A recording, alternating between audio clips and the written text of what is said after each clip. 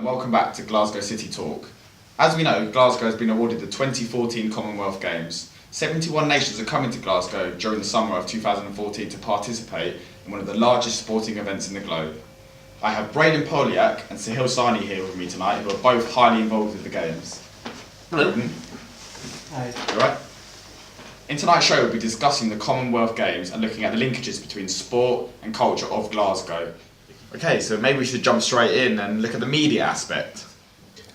I believe media plays one of the most important roles in any sporting event conducted across the globe. Countries all over the world are purchasing rights to televise the games in their respective countries.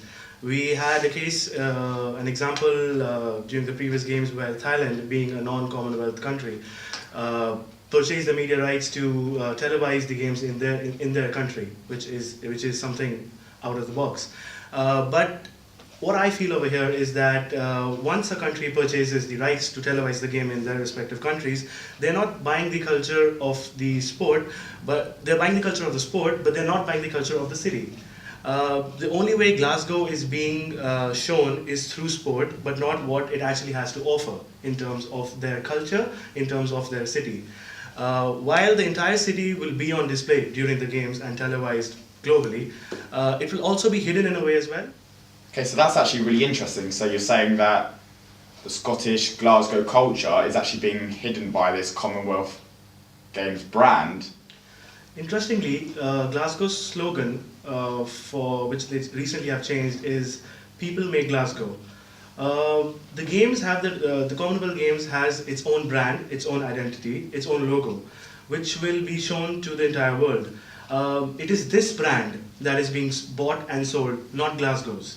The logo of the games this year for Glasgow 2014 is green and eco-centered, which is good, but that thought is associated with sport, which has come from sport. I believe the city of Glasgow is lost in the branding of these games. I completely agree with you about the brands versus brands thing. It's unfortunate that we're two sides of the same fence, but yet we're competing for coverage, for representation. So in regards to these two competing brands, how does this actually affect the people? It affects the people immensely. Travellers coming into Glasgow is obviously a great thing, but they're really only here for the games. Sure, they're going to go into some bars, they're going to experience a little bit of culture, but it's mainly to see the games, and it's unfortunate they're going to miss out on that. So you saying that, you say that's about international, but how about the people that actually live in Glasgow? They're using it as an initiative to try to promote healthy eating through sport, activity.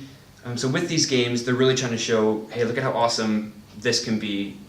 I think we need to be a little bit healthier too. So it is clear that there's involvement between people and the games, but how far does that actually go? I think the answer to that is volunteering. You won't believe, but 50,000 people applied to volunteer at the games because it is a massive sporting event. What I take from that is clearly sport is causing people to do things they wouldn't have normally done in their usual routine. And what I feel is this may be a little bit of an issue, according to me. How many of these 50,000 people would have volunteered in the city before, and how many of them will actually volunteer after? There is actually a lot of truth in that. I can see from your answer. So next I want to chat about the infrastructure of Glasgow and how the Games has helped develop. The city's actually doing a lot to revitalize a lot of areas in the city. They've built some arenas. There's this whole games village where the athletes will live. So they're really building up the city. They need it. They need the venues. They need it for the sport. And what I believe this will actually help in is once the games are over, these infrastructure developments can be used for the people of Glasgow to undertake some form of, let's say, social activities, or help them to culturally develop themselves in terms of the centers can be used for either sports or some sort of hosting events, things like that, which will eventually which will actually be like a financial return on investment for the people, for Glasgow. That's interesting, but I have one question. Sure, they're going to use these buildings for something afterwards, but why were they not built before the games? If they needed a nursing home for Global Village, why did it wait this long? The actual games seem to be shaping Glasgow rather than Glasgow actually shaping the Commonwealth Games. That's true, but the people of Glasgow will actually get to inherit the legacy that the games bring. For example, the infrastructure that's in place is going to be reused, used in a different way. There's going to be a nursing home in the Global Village. So there is that going for it. Again, it is linked, but there are some legacy benefits that will be coming with it. Also, what I feel that another benefit what Glasgow will be getting out of the Commonwealth Games being hosted here is the economic value. Yeah, I totally didn't make that point. The people are actually going to inherit that legacy as well with the whole healthier lifestyle. So I would stress hugely upon one of the biggest factors, which I think is the reputation. The reputation Glasgow as a city, as a place, will get after the hosting the Commonwealth Games, which is one of the biggest factors I think comes under the concept of legacy. So that's been a fantastic insight into the Commonwealth Games for Glasgow, but unfortunately we have run out of time now, so I appreciate you both coming on and answering all of the questions. Oh, thanks for it. It's been a pleasure. Been a pleasure. Same here.